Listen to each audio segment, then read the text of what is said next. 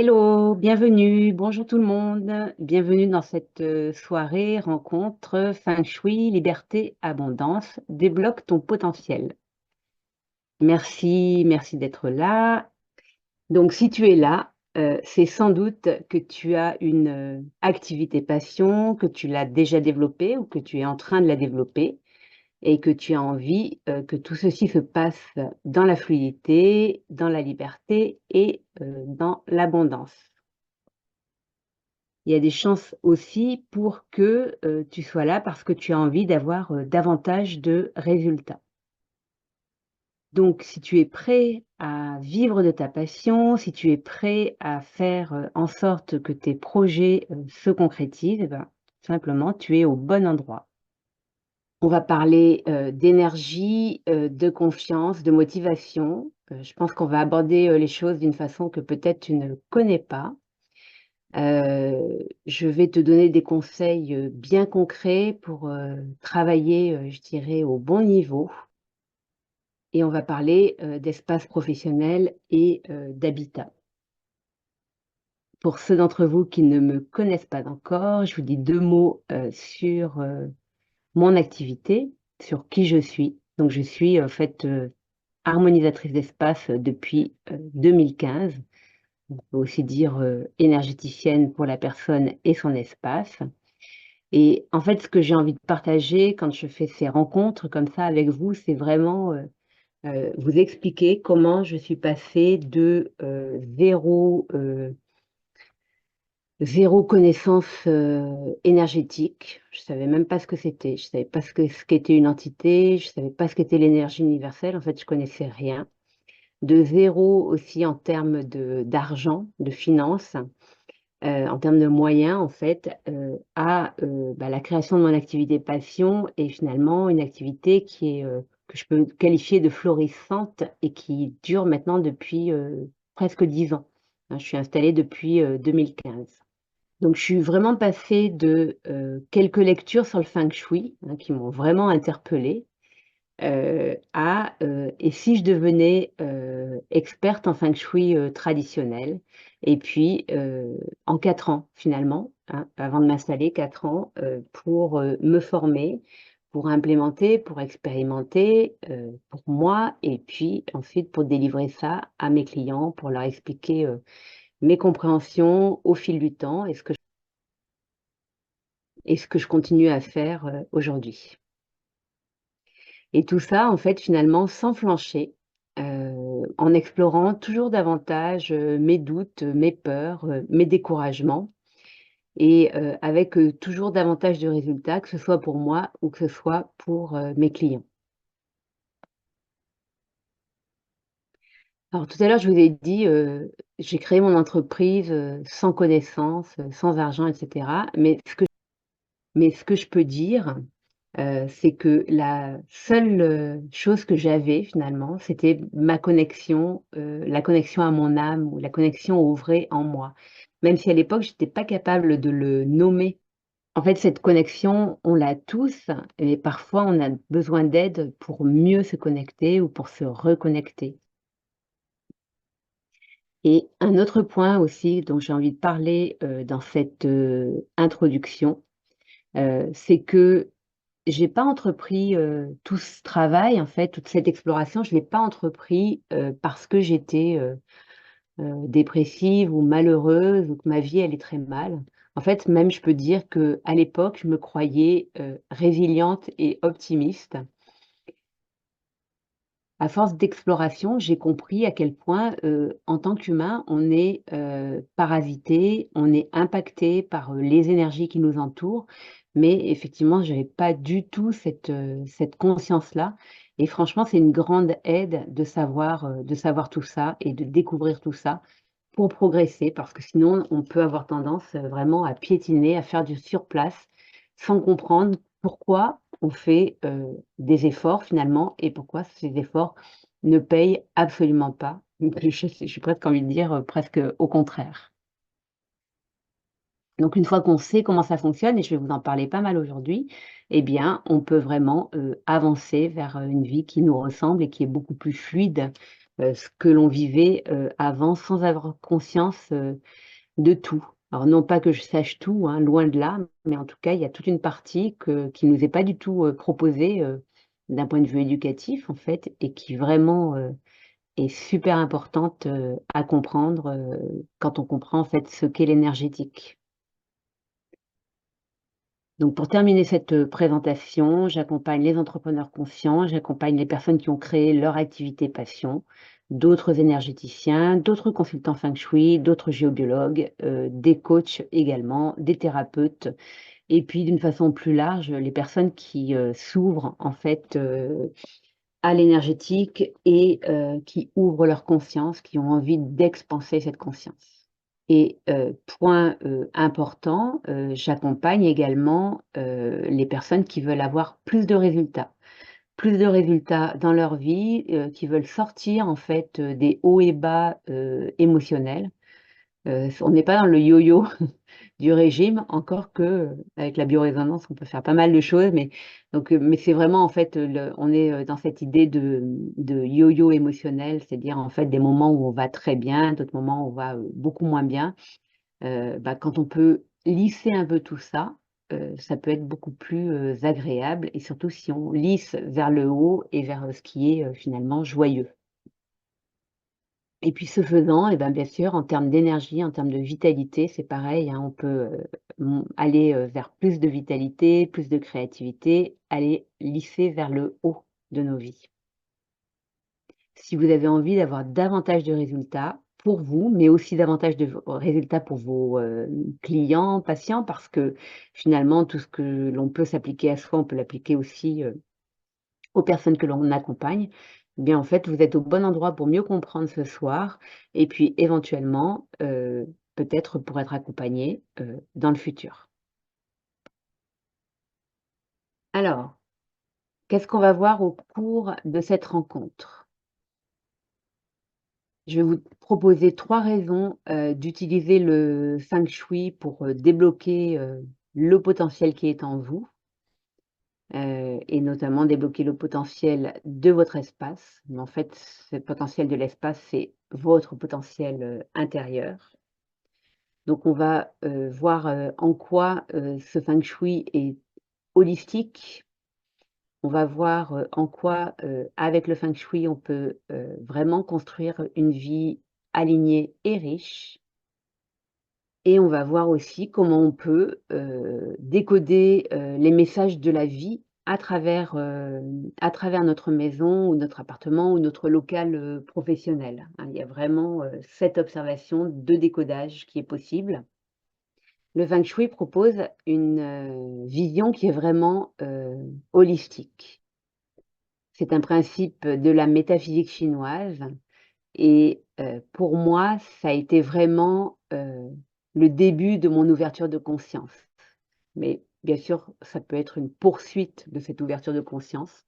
En tout cas, c'est vraiment une discipline qui propose un voyage qui ne s'arrête, jamais, mais qui doit forcément amener à une vie plus fluide, à une vie, plus heureuse, parce que l'homme est né pour jouir d'une vie heureuse dans l'infinie plénitude. Donc ça, c'est une situation d'un médium guérisseur russe et c'est, pour moi une croyance ou un mantra, je suis sûre qu'on est là, non pas pour galérer, mais effectivement pour expérimenter et pour aller vers toujours plus de joie et toujours plus de fluidité et toujours plus d'abondance et toujours plus de liberté.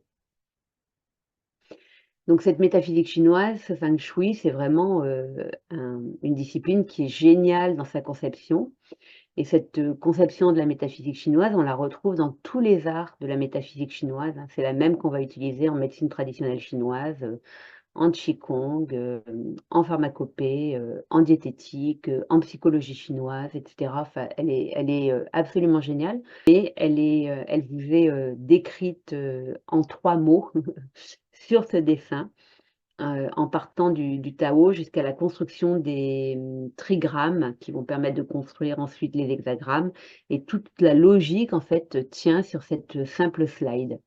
Mais, à partir de là, on peut construire vraiment, ou les anciens ont construit plutôt, ce serait plus juste de le dire comme ça, on construit des référentiels voilà, qui s'imbriquent, qui s'intriquent, vraiment qui sont super intéressants à décoder et à utiliser. Tout ça, ça nous sert en fait à utiliser finalement des référentiels ou des outils pour mieux comprendre le monde, mieux comprendre le déroulement de la vie, de la nature, le fonctionnement de la nature. Et ce sont des outils aussi qui vont nous aider à mieux comprendre notre futur.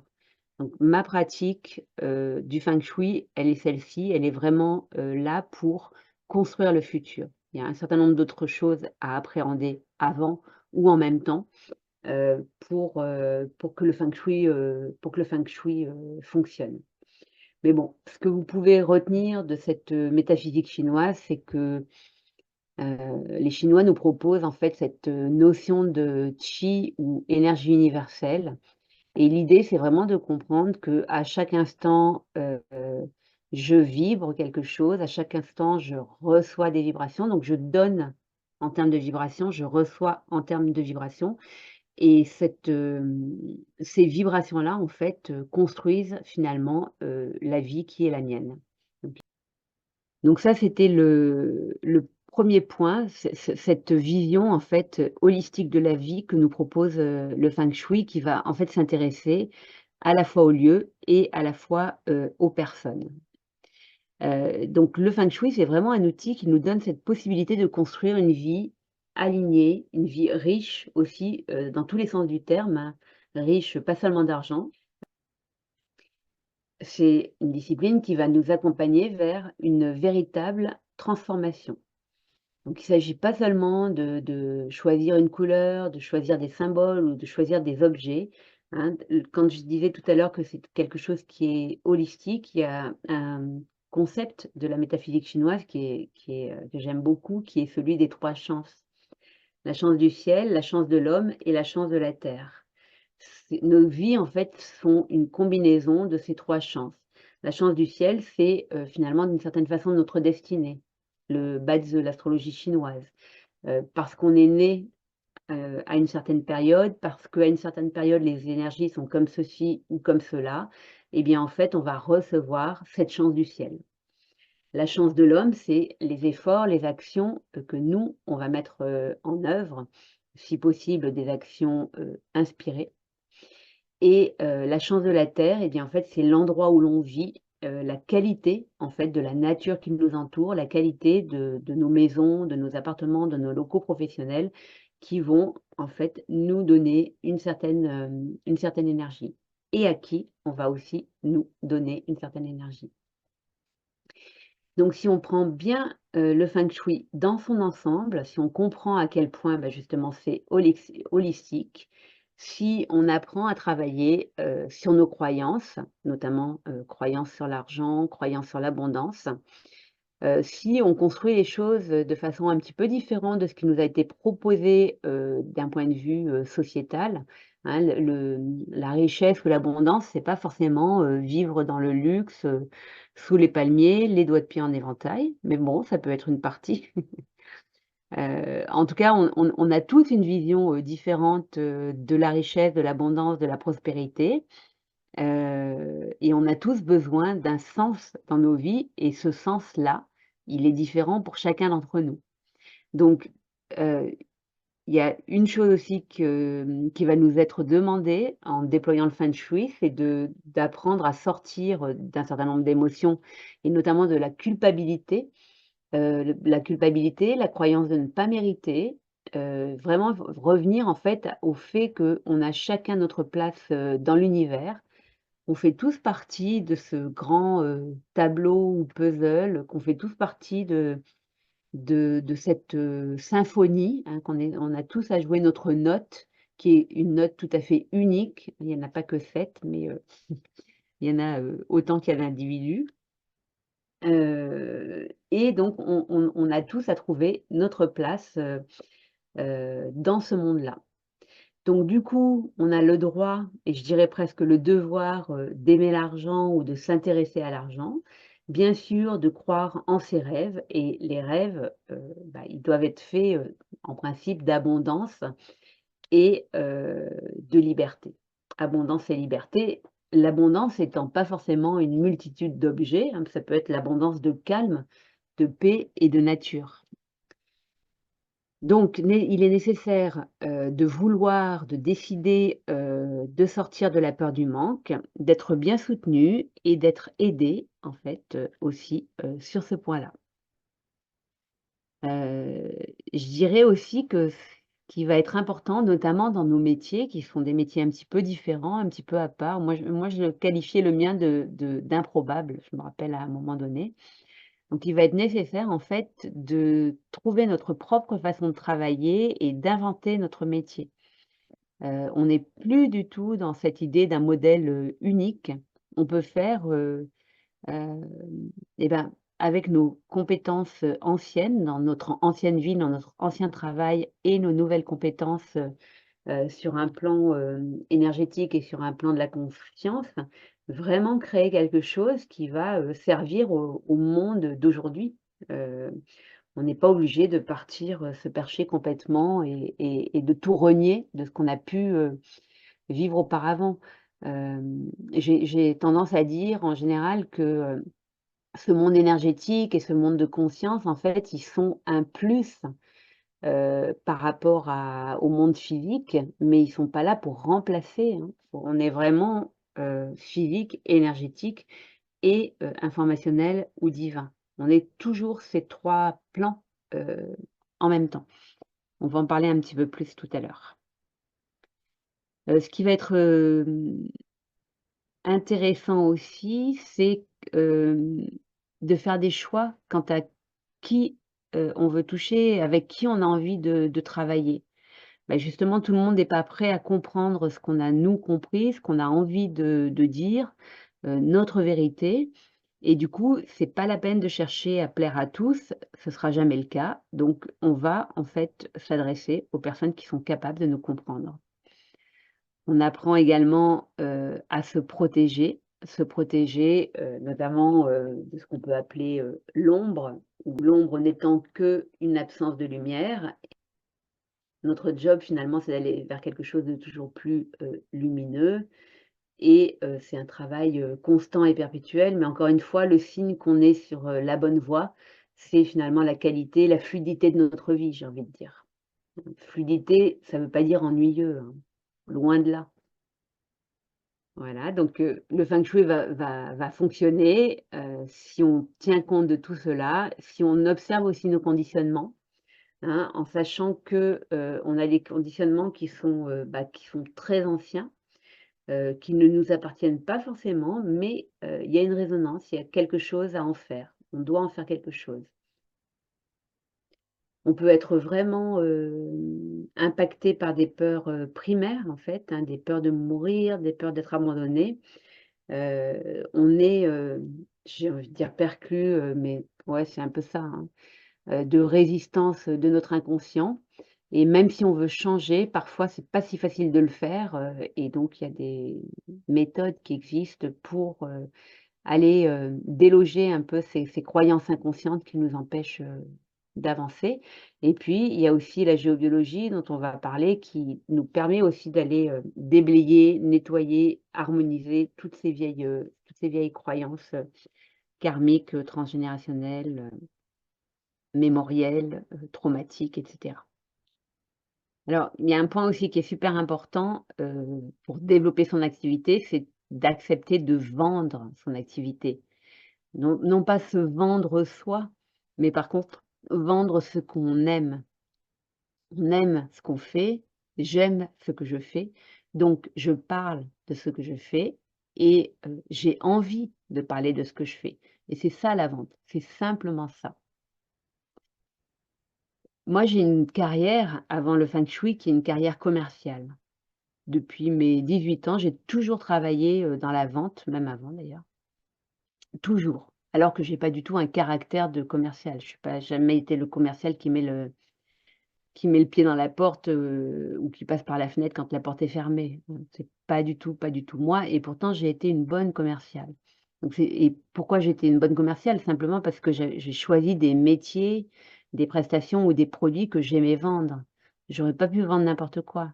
À un moment donné, j'ai eu une petite expérience dans la banque, j'ai aussi une petite expérience, dans les, laboratoires pharmaceutiques. C'est des endroits où je suis pas restée parce que, et bah, il y avait selon moi et à une époque où j'avais pas de conscience, pas d'ouverture, il y avait quelque chose qui était pas éthique dans ce qui m'était demandé.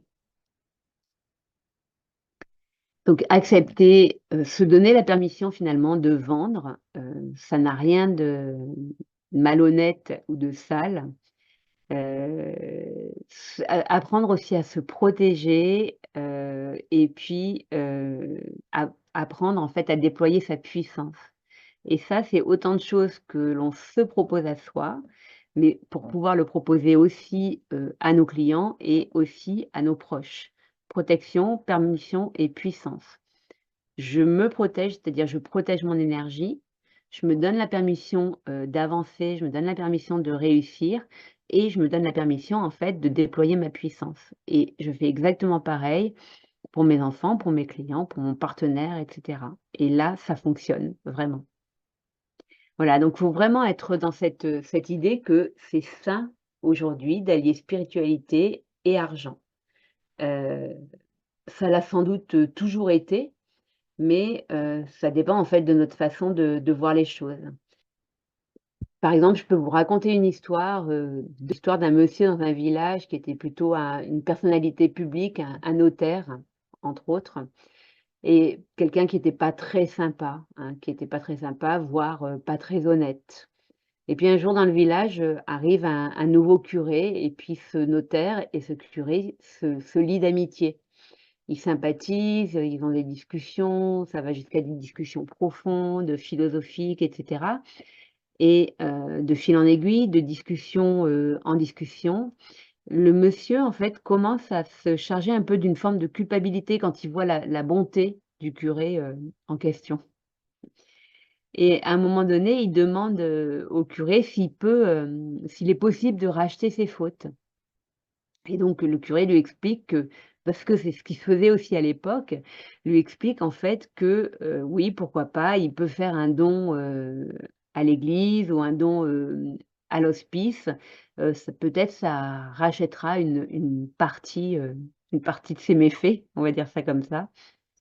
Ça peut-être que ça lui permettra d'obtenir, un don de Dieu et donc ce notaire en fait va, vendre une partie de ses biens pour faire des, des dons, très conséquents et à l'église et à l'hospice. Mais au fil du temps, il continue en fait à avoir ces conversations et cetera avec le curé et il va se rendre compte, par lui-même que, bah, c'est ça ne c'est le «rachat» entre guillemets ne passe pas, seulement par, bah, voilà, je fais ce que je veux et puis je donne de l'argent pour réparer ce que j'ai fait. Non, il va se mettre, à une véritable, bonté, en fait, générosité, envers, bah, les gens qui l'entourent, les gens de son village, et cetera, et cetera. Tout ça pour dire quoi? Oui, parce que j'étais en train de parler, en fait, du fait que c'est sain, d'allier, spiritualité, et argent. Donc moi, pour moi, aujourd'hui, on doit vraiment les allier et ce côté, sain n'a pas toujours existé et ce que je vous décris là, hein, les personnes qui donnaient de l'argent à l'église ou aux hôpitaux pour racheter des fautes, c'était vraiment quelque chose de courant et même, aujourd'hui encore, hein, moi, j'ai déjà entendu parler des personnes qui, croient que parce qu'elles méditent, ça répare, un certain nombre de choses pas nettes ou pas claires qu'elles font, par ailleurs. Donc, voilà. Après c'est chacun voit midi à sa porte et c'est chacun avec sa conscience. En tout cas pour moi aujourd'hui, on doit vraiment, comment dire? Réconcilier, argent et spiritualité et puis on est dans ce monde, de la 3D, l'argent on en a besoin et c'est pas en restant, dans notre cabane dans les bois, qu'on va pouvoir, bah, proposer notre vérité, au monde. Donc on est toujours en fait, dans cette idée de, construire une vie, alignée et riche avec le feng shui.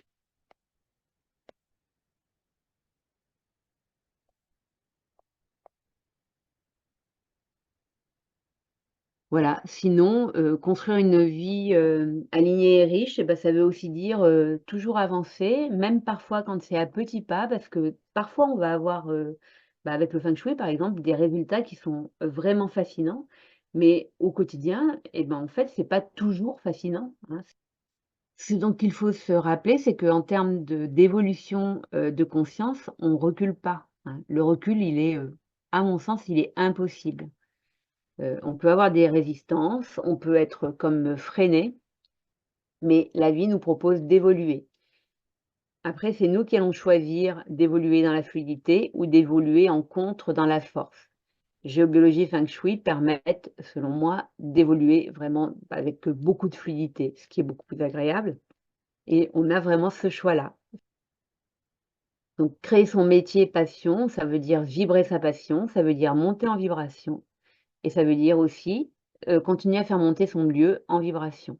Donc ça se fait naturellement et quand on le fait, bah, avec quelqu'un dont c'est le métier et en fait, on va pouvoir aller plus rapidement finalement, vers une énergie qui est plus haute, plus vite. De toute façon, on est là pour évoluer et d'ailleurs, si on a une seule mission commune à nous tous, c'est celle d'évoluer justement, puis de contribuer. D'abord, on évolue, on fait monter notre vibration et ensuite on peut contribuer, à l'autre et au monde. Alors troisième raison d'utiliser le feng shui, il y en a plein d'autres, hein, en réalité, j'en ai choisi 3 pour vous. Le feng shui permet de décoder les messages de la vie, à travers, notre maison, notre appartement, nos locaux professionnels, en observant en fait microcosme et macrocosme, notre lieu, notre espace va nous montrer en fait ce que l'on peut faire évoluer dans sa vie. Donc pour vous donner quelques explications par rapport à cette vision, c'est qu'en fait, il y a pas mal de courants de la spiritualité qui explorent ces concepts de macrocosme et de microcosme, pour, finalement illustrer, l'interconnexion profonde qu'il y a entre toutes les formes de vie et les aspects de l'univers. Donc ce sont des concepts qui soulignent l'idée que chaque élément, minuscule de l'univers contient en lui-même la totalité de l'univers. C'est l'idée, du grain de sable sur la plage qui renferme toute l'information sur la plage entière, parce qu'il est au contact du prochain grain de sable, qui est au contact du grain de sable et cetera et cetera. Et même, finalement, toute l'information sur la plage entière, mais aussi sur, tout l'univers, puisque la plage elle-même, elle est au contact de l'océan, qui est au contact d'autres continents, et cetera et cetera. On pourrait, prendre comme, autre comparaison, une cellule de notre peau qui va contenir, l'intégralité, de notre ADN, donc des informations nous concernant. Donc toute la connaissance de tout notre corps, physique, mais notre corps physique lui-même étant en contact avec le tout, avec la terre et cetera et ben la cellule a l'information également sur tout l'univers. Donc en comprenant cette, interconnexion, on peut découvrir que le monde qui nous entoure, ou on peut imaginer, ou on peut supposer aussi, hein, que le monde qui nous entoure reflète simplement des aspects, de nous-mêmes et nous propose des pistes d'évolution, finalement personnelles. Donc c'est une vision de la vie que moi je trouve, super intéressante, qui me parle très fort. Dans ce concept-là, notre corps, serait comme une cellule de la planète Terre et du coup, le moindre objet qui nous entoure, heu, contient ou contiendrait, toute l'information sur tout et nous-mêmes, nous aurions ou nous avons toute l'information sur tout. On peut dire, par exemple, que nos symptômes et nos maladies nous parlent de notre vie, de ce que l'on doit faire, évoluer, nous proposent d'explorer notre intérieur, d'explorer ce qui nous entoure et explorer, observer notre maison pour voir ce qu'elle a à nous dire sur nous et bien, finalement, peut être parfois plus confortable que d'aller explorer en profondeur l'intérieur de nous. Et donc notre lieu, la vie qui nous entoure, le monde qui nous entoure, nous propose des points d'observation et donc d'évolution pour faire évoluer nos vies et du coup, comme on est au contact de tout et du tout, faire évoluer aussi le monde. Chacun avec humilité en fait, hein, chacun à son niveau. Donc c'est une vision qui est très, très intéressante. Donc le microcosme, l'infiniment petit, il représente tout ce qui est minuscule, donc c'est comme un reflet miniature du macrocosme.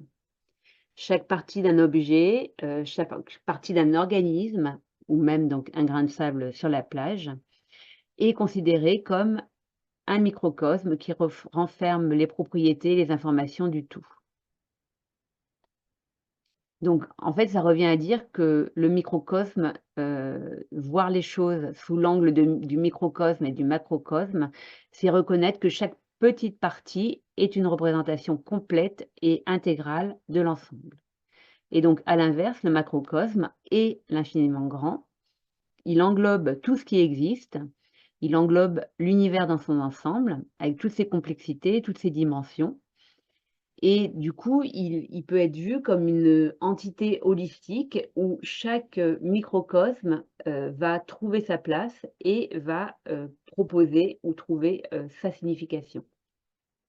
Et ça nous montre finalement que l'infiniment petit et l'infiniment grand ne sont pas séparés, mais sont intrinsèquement liés. Donc la proposition avec ce concept-là, c'est d'être dans une forme de reconnaissance de soi à travers le monde extérieur, à travers l'autre, à travers les situations, à travers les relations, à travers les objets, la nature, etc. Cette compréhension du micro et du macro, en fait, va nous permettre de voir le monde extérieur comme un miroir de nous-mêmes. C'est-à-dire que les événements, les personnes, les situations que l'on rencontre peuvent être perçus comme des reflets de notre état intérieur et des reflets de notre cheminement évolutif et spirituel. Donc on peut observer, voilà, par exemple, nos espaces, pour y voir des signaux, au travers de notre environnement. Et ces signaux peuvent guider, notre évolution, notre développement, notre, évolution spirituelle. Et quand on est attentif à ces signaux, ou quand on sait les décoder, il y a des gens qui sont spécialistes du décodage, biologique. Bon, moi, je suis plutôt spécialiste du décodage, des maisons. Mais du coup, une fois qu'on a décodé un certain nombre de choses, et ben, on va pouvoir aligner, nos actions, aligner nos pensées, avec les vibrations, d'abord de notre vie, puis, les vibrations de l'univers. Pour terminer avec ce troisième point, le feng shui est une proposition de perception et d'interprétation des messages de la vie ou de l'univers. Et donc pour ça, on va observer comment va notre maison, comment elle a été construite, quels sont les secteurs présents, bien éclairés, pas bien éclairés, etc. Enfin, voilà, on va avoir 1000 façons en fait de décoder nos intérieurs. Donc le feng shui, par exemple, va vraiment nous permettre d'aligner notre évolution personnelle avec ce que le monde nous propose. Si on comprend un petit peu la signification de ces signes, eh bien, on va pouvoir prendre des décisions et harmoniser notre vie avec différentes énergies ou avec différentes prises de conscience, avec différentes informations. Notre vie est tout le temps en train de nous montrer des possibilités d'évolution. Donc ces concepts de micro et de macro, nous offrent vraiment une vision profonde finalement, une vision, radicalement, différente et tellement intéressante, de la vie, que c'est génial, quoi. L'idée, c'est de reconnaître en fait que chaque petite partie de l'univers contient donc les informations sur le tout et du coup qu'on va mieux comprendre notre place, dans tout ça, dans le cosmos finalement, pour guider notre évolution, personnelle et en même temps être, en cohérence ou en synergie, avec le rythme de l'univers. Donc c'est une invitation à l'introspection, à l'exploration personnelle, euh, pour s'ouvrir à des nouvelles voies et à quelque chose de beaucoup plus grand qu'on peut qualifier de développement spirituel. Et tout ça, l'idée derrière, c'est bien sûr un quotidien et une vie équilibrée et consciente. On poursuit avec les pièges à éviter, les pièges qui vont t'empêcher d'atteindre tes objectifs. Donc il y a beaucoup de choses dans ce que je vais dire là et tu peux attraper des clés fondamentales, je dirais, dans cette partie de la rencontre. Donc à éviter, ça va être éviter d'avoir un lieu trop bas en vibration. Pourquoi? Parce que tous tes efforts vont être anéantis. Le bagage est trop lourd si tu es dans un lieu qui est trop bas en vibration, ce que moi j'appelle un lieu plombé. Tu peux faire tous les efforts que tu veux, le lieu ne te porte pas et voire même il te tire vers le bas en fait, il te fatigue et donc tu peux, heu, être honnête de toi à toi, essayer d'avancer, faire différentes techniques de libération émotionnelle et cetera. Si le lieu est trop bas en vibration, tu vas pas voir les résultats aboutir. Donc c'est vraiment la première chose à vérifier, c'est voir où en est, ton lieu. Ce qu'il faut savoir, c'est que donc là, j'ai mis en fait les 4 niveaux d'observation que je fais, c'est vraiment une simplification parce que ça ne sert à rien de rentrer dans des considérations trop techniques. Mais le lieu, il peut être, plombé, ou au contraire très haut en vibration, puis avec, qualité énergétique qui peut être faible, ou, légèrement, correcte, on va dire. Mais ce qu'il faut savoir, c'est que, par exemple, si ton lieu, il est ici en termes de vibration, donc quelque chose de positif, correct, mais que toi, tu es là, bah, ton lieu, il va pas te ressourcer, il va pas te reposer, il va pas te tirer vers le haut. Donc il y aura besoin de faire un travail d'harmonisation que tu vas pouvoir faire seul, si tu veux, tu peux, mais que tu vas mettre longtemps à faire, alors que si tu fais appel à mes services, tu vas pouvoir d'un seul coup, en 24 ou 48 heures, passer ici et aller vers quelque chose qui est beaucoup plus, fluide et qui est beaucoup et voir en fait, enfin tes efforts, récompensés finalement. Donc la géobiologie va permettre de faire ces observations-là. Bon, il y en a que quelques-unes, en réalité, on va pouvoir regarder des centaines de paramètres, mais ce qu'il faut retenir dans tout ça, c'est que ces phénomènes géobiologiques ont en fait une correspondance directe avec nos mémoires cellulaires, hein.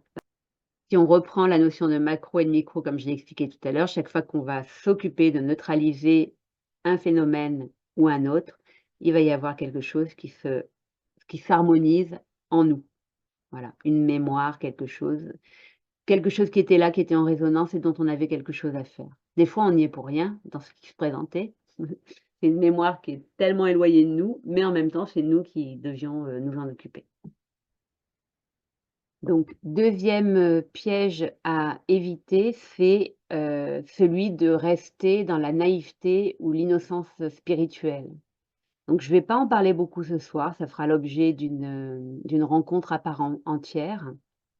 Mais, le monde, des bisounours ou le monde de la magie ou le monde des anges, gardiens et cetera, peut vite devenir un cauchemar, heu, si on n'a pas conscience de ce que l'on est en train de faire. C'est super important de s'informer là-dessus. Cette partie-là, en fait, c'est, le premier qui en a parlé, c'est, Sri Aurobindo, qui a décrit en fait les différents plans, physiques, énergétiques et cetera et bon, qui a été repris après par, plein d'autres, mais c'est ce qu'on appelle le supramental et c'est vraiment un plus de connaître ce supramental.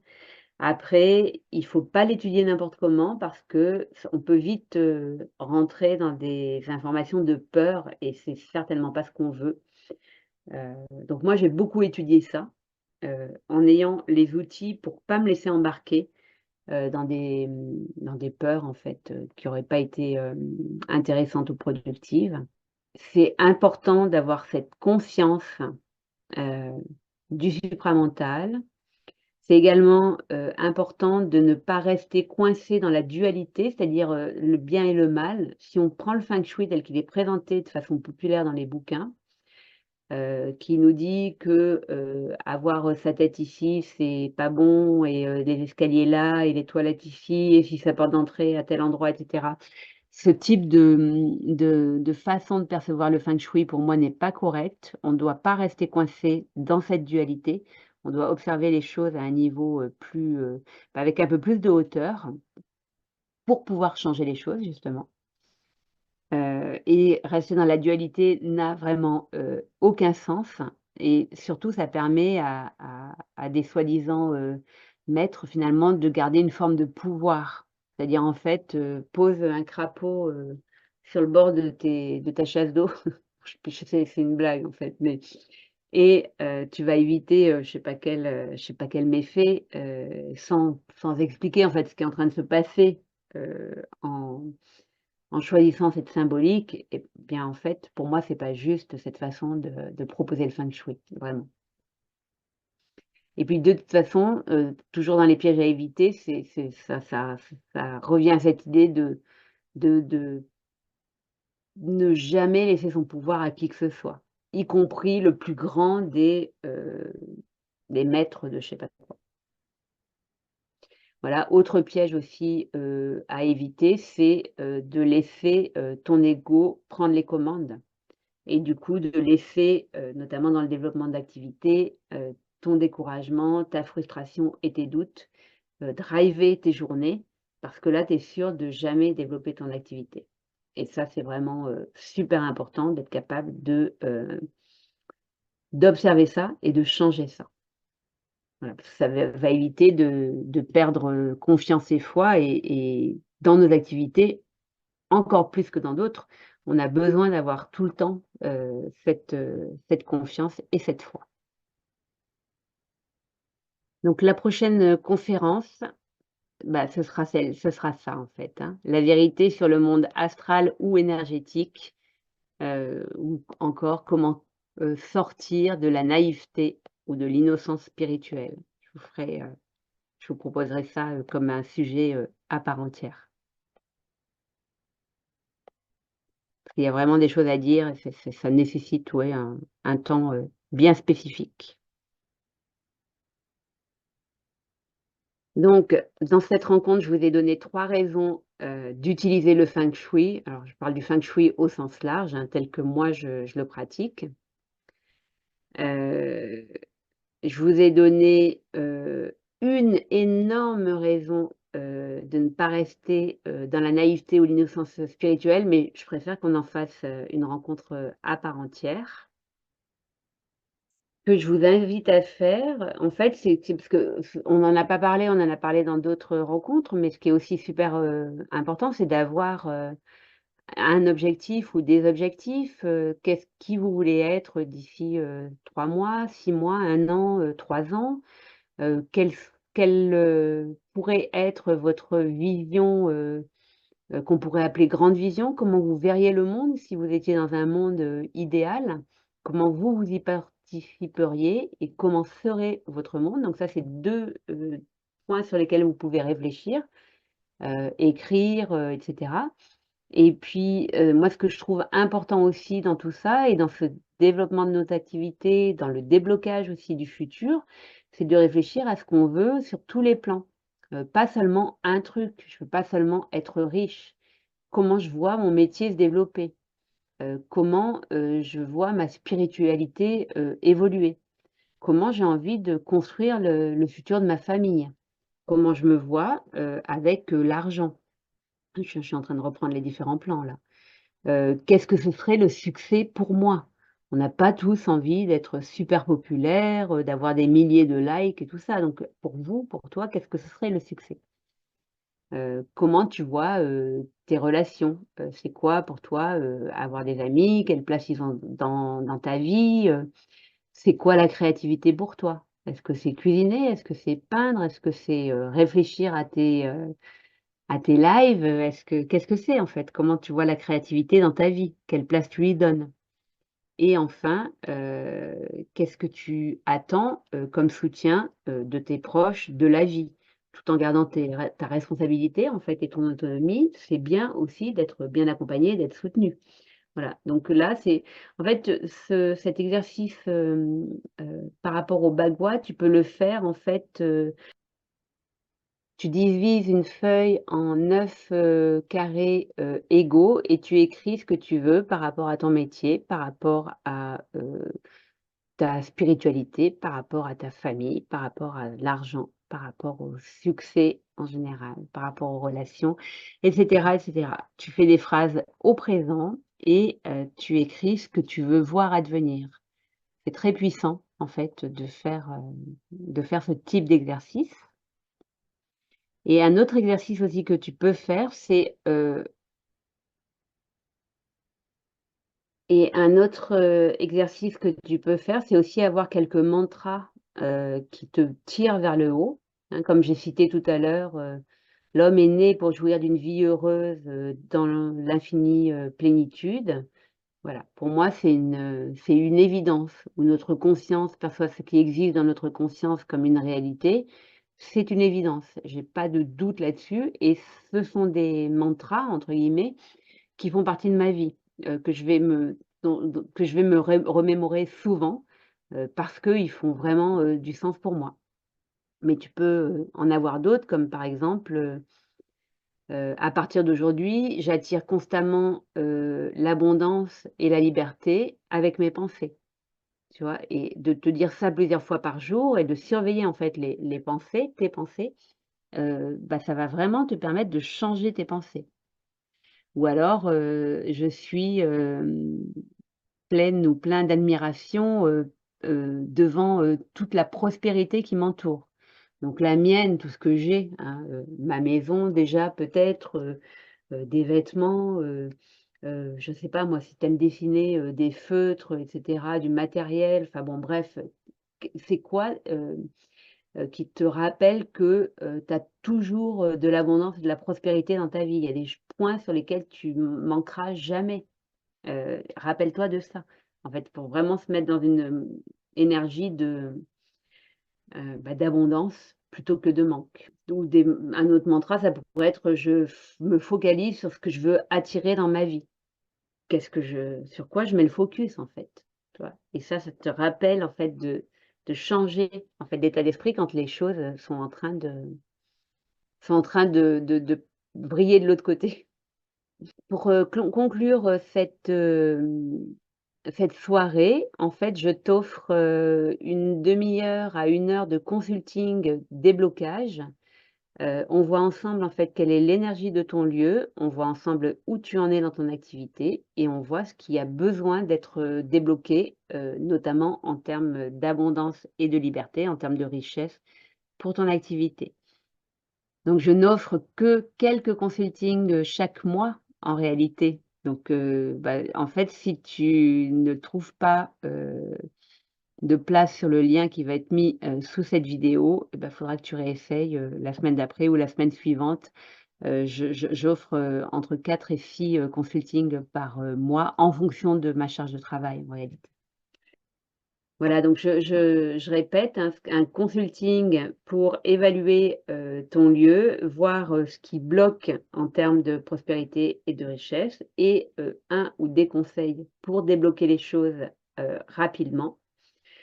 Et puis si c'est opportun, eh bien je te parlerai de mes accompagnements, des piliers, avec lesquels je travaille, harmonisation du passé, reconnexion à qui l'on est véritablement et ajustement des pensées, libération émotionnelle et construction du feng shui avec le futur. Mais on en parlera, en détail en fonction de qui tu es, en fonction de ce dont tu as besoin. Là, ce que je viens de te décrire en 3 mots, c'est mon offre premium. Mais parfois, juste une géobio, ça peut être, super intéressant pour aller de l'avant par toi-même, pour la suite. Merci d'avoir été là et puis on passe hors antenne, parce que je vois que les questions,